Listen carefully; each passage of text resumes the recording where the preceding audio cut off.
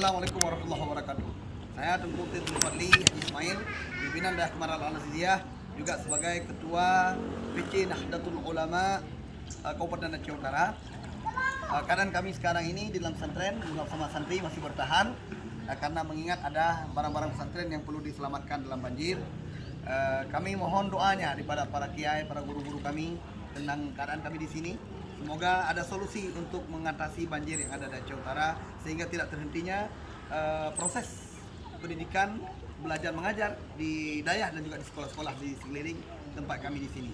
Maka oleh karena demikian kami sangat berharap kepada para guru-guru kami, para kiai untuk memberikan doa dan dukungan kepada kami, semangat kepada kami sehingga anak-anak kami yang ada di pesantren tetap bertahan sehingga mereka tidak meninggalkan pesantren, karena kami yakin kalau mereka berada di luar pesantren mungkin tidak berada di dalam ibadat, tidak dalam salat, maka tetap mereka masih sanggup bertahan di pesantren dengan serba keterbatasan kami di sini. Hanya sekian, wallahul muwaffiq ila aqwamit thariq. Assalamualaikum warahmatullahi wabarakatuh. Waalaikumsalam warahmatullahi wabarakatuh.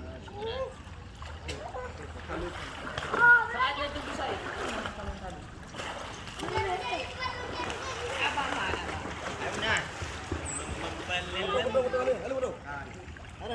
Kau